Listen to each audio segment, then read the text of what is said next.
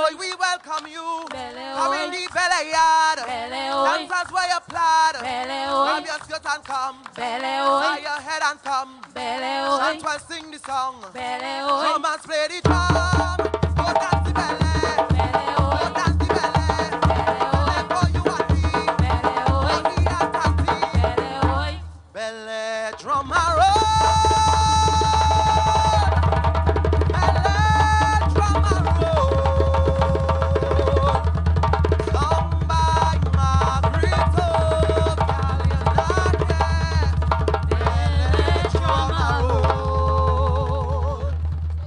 The Tobago Heritage Festival began about 28 years ago in 1987.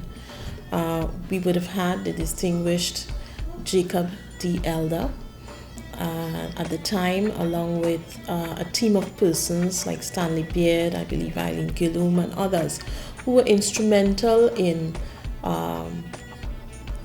creating the Heritage Festival that we have now, that has certainly grown over the years into a significant tradition for the people of Tobago.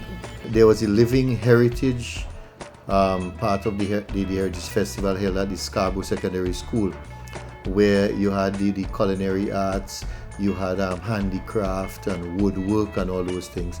And as part of the show, that weekend show, you know, they wanted to have a rum shop lime. So what was done, a rum shop was constructed. The actual old-time thatch roof rum shop was constructed with the areas where people lime on the outside, the streets. The rum shop is not really a place for just drinking and relaxing.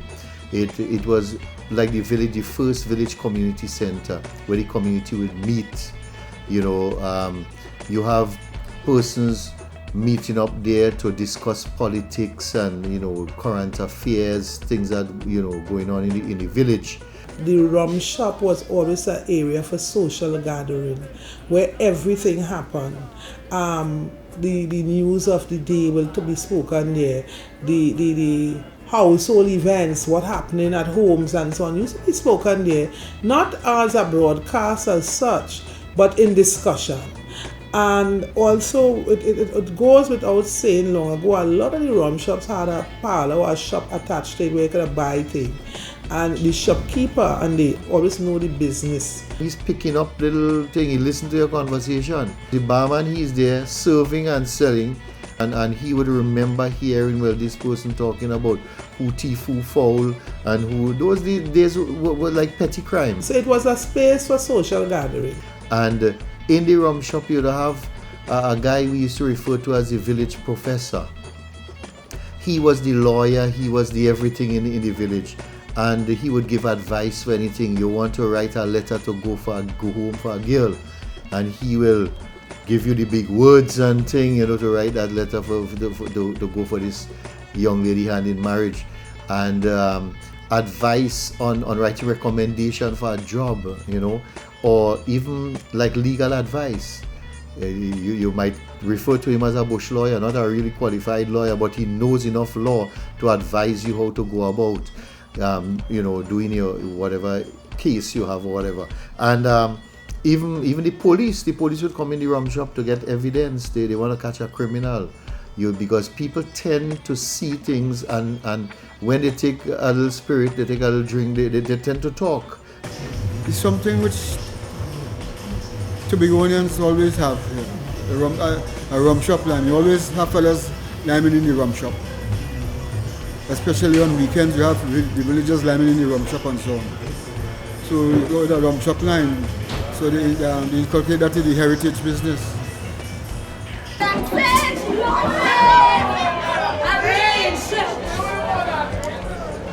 I am going to good baby. Yes, I ain't good enough. Glad to hear that. Yes, I ain't real good.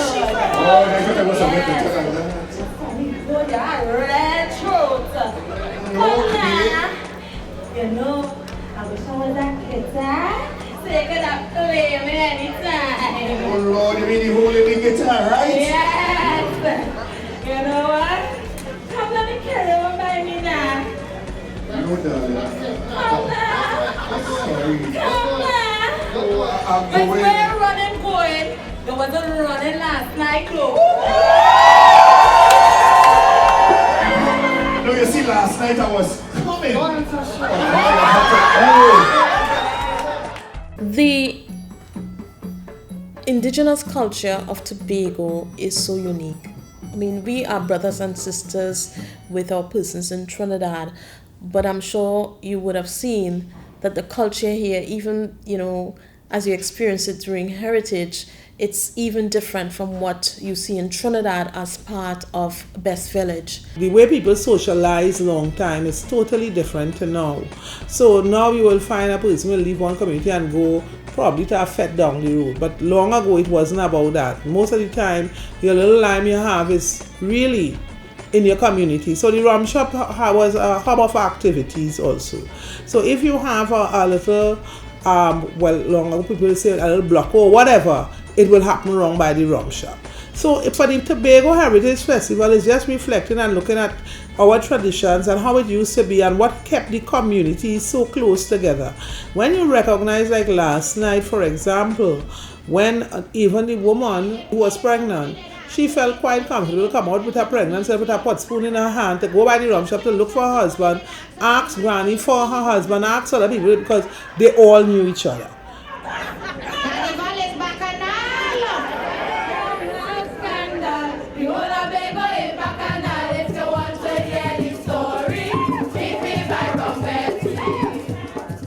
The Rum Shop used to be on payday.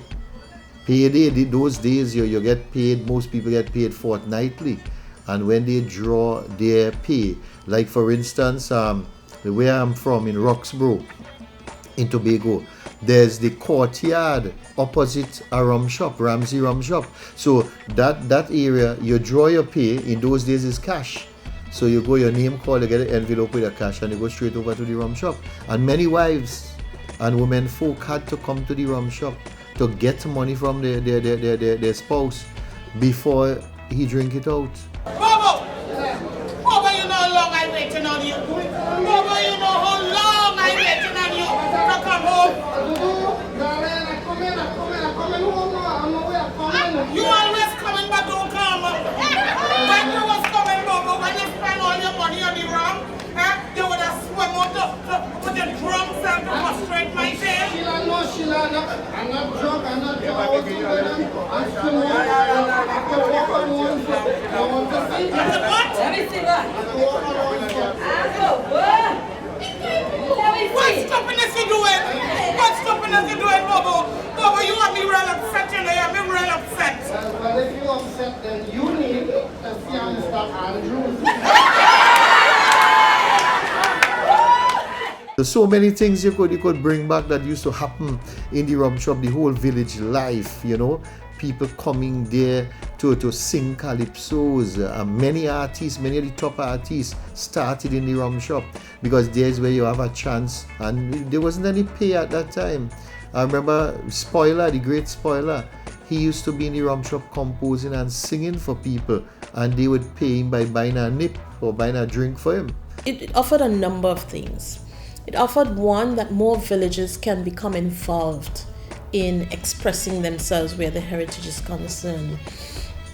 The opportunity for vendors and persons who are getting into some level of business, your craft, your food persons, to have an opportunity throughout the year for showcasing their skills and merchandising their craft.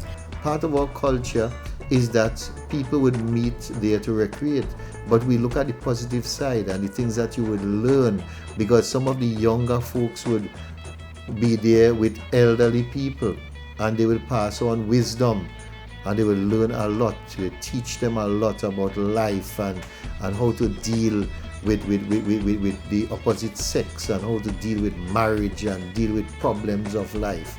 So, I mean, a lot could come out of the Rum Shop experience and not just necessarily sitting down and drink. Some persons may ask, why do we find the need to preserve our culture? And I think it's important. There's a quote out there that speaks to the fact that if you are not connected with your past, you cannot effectively walk into your future. And we really truly believe about that adage. And we also pay, by preserving the culture and reenacting our heritage, it is also paying homage to the achievements of our ancestors, and also it is appreciating their struggles that they would have gone through in having us here today, because those are the shoulders we stand on. It also helps us to understand the traditions, the practices, and the value systems that are integral to building a society. And hopefully the young persons can take back the good qualities out of those reenactments and understand the qualities that are necessary to take us forward, qualities of integrity and decency and resilience.